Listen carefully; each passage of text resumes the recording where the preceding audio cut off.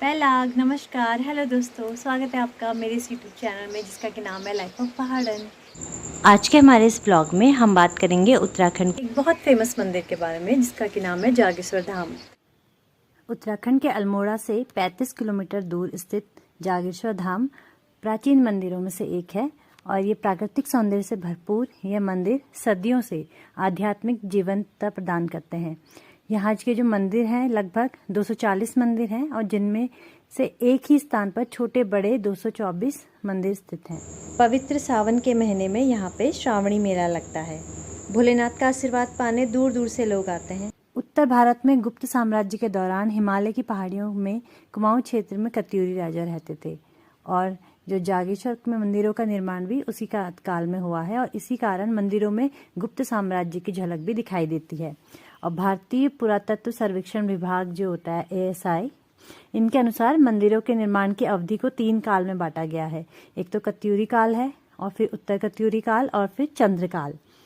तो जो बर्फानी अंचल में बसे हुए कुमाऊं के इस साहसी राजाओं ने अपनी अनूठी कृतियों से देवदार के घने जंगलों के बीच जो है जागेश्वर में ही नहीं पूरे अल्मोड़ा में जिले में 400 से अधिक मंदिरों का निर्माण किया था और उनमें से ही जागेश्वर भी एक है और लगभग 240 छोटे बड़े मंदिर हैं यहाँ पे। मंदिरों का निर्माण लकड़ी सीमेंट की जगह बड़ी बड़ी शिलाओं से किया गया है। आप देख सकते हैं ऐसे बड़ी बड़ी सी शिलाएं हैं इनमें। यहाँ पे देखिए इनकी कितनी सुंदर नक्काशी की गई है और यहाँ पे दरवाजों की जो चौखटें हैं देवी देवताओं की प्रतिमाओं से अलंकृत हैं और मंदिरों के निर्माण में तांबे की चादरें देवदार की लकड़ी का भी प्रयोग किया गया है। देखिए आप कितनी सुंदर कलाकृतियां हैं। नक्काशी देखिए, आजकल इस तरीके का कार्य देखने को भी नहीं मिलता। जागेश्वर के जो है पुराणों में हाटकेश्वर और भू राजस्व लेखा पट्टी में पट्टी पारुण के नाम से जाना जाता है और पतित पावन जटा गंगा के तट पर समुद्र तल से लगभग 6200 फुट की ऊंचाई पर स्थित पवित्र जागेश्वर धाम की नैसर्गिक सुंदरता बहुत ही अतुलनीय है। लोक विश्वास और लिंग पुराण के अनुसार जागेश्वर संसार के पालनहार भगवान विष्णु द्वारा स्थापित 12 ज्योतिर्लिंगों में से एक है। 12 ज्योतिर्लिंगों में से एक माना जाता है इसे। अब हम इसका थोड़ा पौराणिक संदर्भ देखते हैं दोस्तों कि जो पुराणों में के अनुसार जो है शिवजी ने तथा सप्त ऋषियों ने यहाँ पे तपस्या की थी और कहते हैं कि प्राचीन समय में जागेश्वर मंदिर में मन्नत मांगी गई है तो उसी रूप में वो स्वीकार भी होती है, जिसका जो है काफ़ी ज़्यादा लोग मान्यता है जिस चीज़ की। आजकल 8वीं सदी में आदि शंकराचार्य जागेश्वर आए थे और उन्होंने महामृत्युंजय में स्थापित शिवलिंग को कीलित करके इस दुरुपयोग को रोकने की व्यवस्था की थी। तो शंकराचार्य जी द्वारा कीलित किए जाने के बाद अब यहाँ दूसरों के लिए बुरी कामना करने वालों की मनोकामनाएं पूर्ण नहीं होती, केवल यज्ञ और अनुष्ठान से ही मंगलकारी मनोकामनाएं पूर्ण होती हैं। यहाँ पे पहले से लोग क्या करते थे कि काफ़ी ज़्यादा इस मन्नत जो मांगी जाती थी तो उसका लोगों ने दुरुपयोग करना भी शुरू कर दिया था।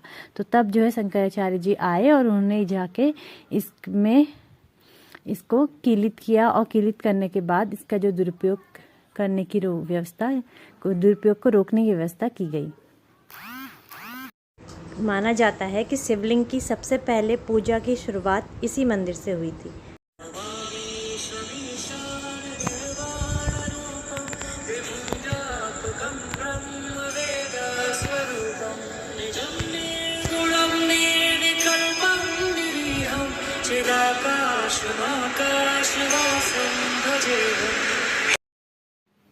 सुंदर नक्काशी देखिए दोस्तों, कितना अच्छा डिजाइनिंग किया गया है उस जमाने में। इतना बढ़िया, इतना सुंदर। इन्हें शिलाओं को जो एक पत्थर के बड़े बड़े शिलाएं होती हैं उनको जोड़ के उस पे नक्काशी की गई है और उनसे पूरे इतने सारे मंदिरों का निर्माण हुआ है।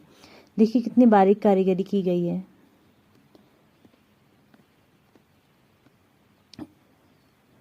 ये देखिए एक पत्थर से पत्थर को ज्वाइन करके इस तरीके से शिलाएं होती हैं, पत्थर की बड़ी बड़ी शिलाएं, इनको ज्वाइन करके एक बनाया गया है। ये टेक्नोलॉजी उस जमाने की बहुत ही अच्छी थी दोस्तों। आप देख सकते हैं यहाँ पे बहुत सारे लोग अपने पूजा पाठ अनुष्ठान कराने के लिए आते हैं और अपनी मान्यताएं है कि यहाँ पे किया गया हर कार्य पूर्ण होता है। जिसी मनोकामना से इंसान यहाँ पे आता है उसकी मनोकामना पूर्ण होती हैं। यह है शक्तिपीठ पुष्टि महादेवी का मंदिर। ये भी जागेश्वर धाम के मेन मंदिरों में से एक है। इस मंदिर में आके दिल को इतना सुकून मिलता है, इतनी शांति है यहाँ पे कि आपको ऐसा लगेगा कि it's a form of meditation. इतनी मन को शांति मिलती है कि आपने रियल में कोई मेडिटेशन किया हो। Means you can say the vibes of this place are totally mesmerizing, really awesome. Even if you don't believe in spiritualism, just visit this place once, then you will realize what I am saying. You will feel a majestic connection with God. यहाँ पे यज्ञ, अनुष्ठान, पार्थिव पूजा और अन्य सभी प्रकार की पूजा की जाती है। आप देख सकते हैं यहाँ पे भी लोग पूजा कर रहे हैं।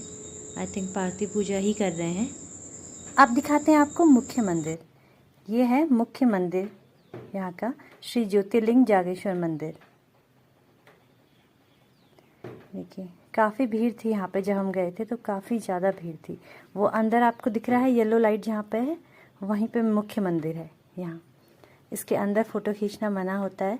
मना नहीं भी था तो अपने श्रद्धा के अकॉर्डिंग हम लोग नहीं फ़ोटो खींचते हैं, क्योंकि ऐसा मुझे लगता है कि उसकी गरिमा बनाए रखनी चाहिए मंदिर की। तो उसके अंदर मेन की फ़ोटो नहीं खींची जाती है, जो मेन शिवलिंग और जहाँ पे मंदिर स्थापित होती है, मूर्ति स्थापित होती है।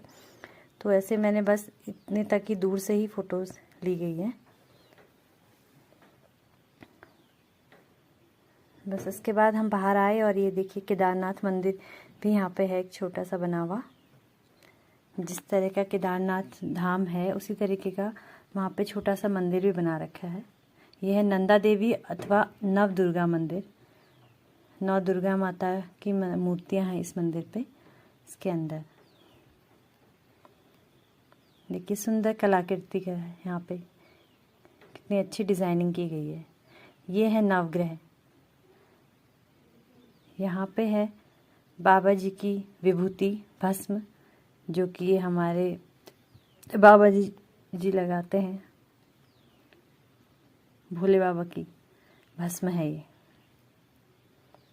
सभी लोग यहाँ पे इसको लगाते हैं, इसका टीका करते हैं। उसके बाद हम लोग चले मंदिर की परिक्रमा करने। तो इस तरीके से हम लोगों ने पूरी मंदिर की परिक्रमा करी। यहाँ पे बहुत सारे छोटे छोटे मंदिर आपको देखने को मिलेंगे। आप देख सकते हैं वीडियोस में। ये देखिए छोटे छोटे से मंदिर हैं, बहुत छोटे छोटे से मंदिर हैं और कुछ बड़े मंदिर भी हैं। तो इसी प्रकार से कुछ लगभग 225 या 224 मंदिर अभी हैं।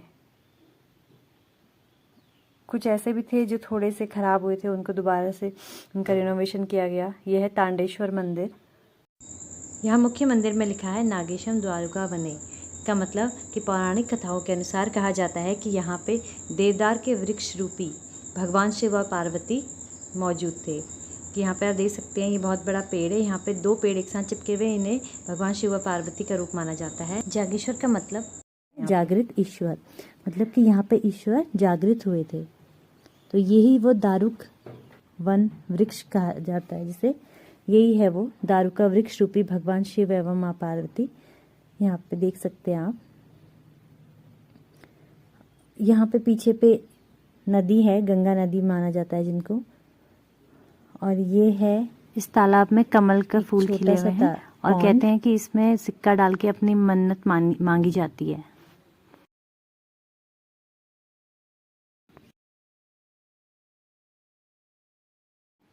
इसके पीछे है नदी। यहाँ पे आजकल लॉक लगा है बरसात की वजह से। यहाँ पे नदी है एक।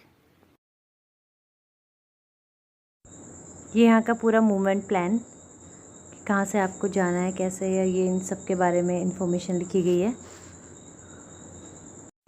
और यहाँ पे हमारी परिक्रमा पूरी होती है। और ये रहा श्री बटुक भैरव मंदिर। ये देखिए यहाँ पे लिखा हुआ है श्री ज्योतिर्लिंग जागेश्वर धाम नागेशम दारुका वने। ये परिक्रमा किस तरीके से पूरी होती है इसमें दिखाया गया है। यहाँ पे परिक्रमा पूरी होती है। That's all for today. आप ज़रूर बताइएगा कैसा लगा आपको ये व्लॉग। अभी निमंत्रण आया है, पूजा में जाना है, जल्दी रेडी हो जाओ। हाँ बस 5 मिनट लगेगा रेडी होने में। हाँ जी बस मैं आई। अरे सुनो, बेबी ने पॉटी कर दिया। पॉटी कर दी। ओके आ रही हूँ, अभी आ रही हूँ। अरे बहू सुन तो, जरा चाय तो ला। चाय? जी मम्मी जी, ला रही हूँ चाय। चाय बनाओ। ठंडी हो गई, कहा थोड़ा गर्म कर दे। और अब तैयार होती मेरे सॉक्स कहाँ रखे हैं यार? कितना टाइम लगाती हूँ यार तैयार क्या? होने में, हद है। मैं टाइम लगा रही तैयार? मुझसे तो ऐसा कह भी मत देना तुम, ठीक है ना? मैं रेडी होने में टाइम लगा रही हूँ? दिमाग खराब है तुम्हारा? कभी तुम्हारी मम्मी को चाय दो, कभी उनकी चाय ठंडी हो गई उसने गर्म करके दो, फिर तुम्हारे बेटे ने पॉटी कर दी उसे साफ करो, कभी इधर देखो कभी उसका काम देखो, कभी तुम्हें कुछ सामान निकाल के दो। बस मैं इन्हीं में लगी रहूँ और तुम कहो कि भाई मैं रेडी नहीं हो पा रही हूँ। कभी तुम्हें पहनने होते ना 5 मीटर की लंबी साड़ी और यहाँ तक गहने, तब तुम्हें पता चलता। तुम्हारा तो क्या है, एक पैंट पहनी टी शर्ट पहनी चल दिए, और बाल तो तुम्हारे इतने छोटे से होते कि बनाने की कोई ज़रूरत ही नहीं है, बस जूते पहने चल दिए तुम। तुम्हारा तो भाई ये काम है। हमें देखो गहने पहनने पड़ते हैं, कपड़े पहनने पड़ते हैं तमीज़ से, ढंग से। कहीं पे भी साड़ी इधर उधर हो गई ना तो फिर सुनो भैया सबकी हैं। और अगर गलती से भी बिंदी लगाना भूल गए, कभी मांग भरना भूल गए, तो भैया बहू ने तो ये भी नहीं पहना, बहू ने तो वो भी नहीं किया, बहू ने तो ये, बहू ने तो वो, जान ले लो बहू की है। और फिर भी तुम्हें चाहिए कि लड़की 5 मिनट में तैयार हो जाए। कैसे तैयार हो जाए भाई? लड़की हूँ, मैगी नहीं हूँ। मैगी भी ना सिर्फ 2 मिनट तो उसे पकने में लगते हैं। ये मत कहना कि तुम सिर्फ पकने में लगते हैं। हद कर रखी है। जब तुम्हें करना पड़ेगा तब पता चलेगा, और मुझसे कह मत देना तुम। जान खा रखी है। बस बस मेरी माँ, नाराज क्यों होती हो? हम कल चले जाएंगे पूजा में, उनसे कहेंगे आप कल करवा लेना पूजा, ठीक है? मेरी बीवी सारा मुझे को रेडी होने में बहुत टाइम लगता है। ओके? बड़ी खाई ली जस परेशान कर रखा जानवर जानवर। और लेडीज ना दगाड़ को माथा पच्ची करूं मिले हिट दिनों का। पहला दगड़ियों, आज हम बात करेंगे कि कुमाऊनी में भाई बहन को क्या कहा जाता है। कुमाऊनी में बड़े भाई को दाजू, दादा, दादी इन नामों से बुलाया जाता है। दाजू, दादा, दादी। बड़ी बहन को दी, दीदी कहा जाता है। छोटे भाई को कहा जाता है भाई या भै, मेरे भै छू। छोटी बहन को कहा जाता है भूली, बैणी, बैणू। That's all for today. Thank you. Bye.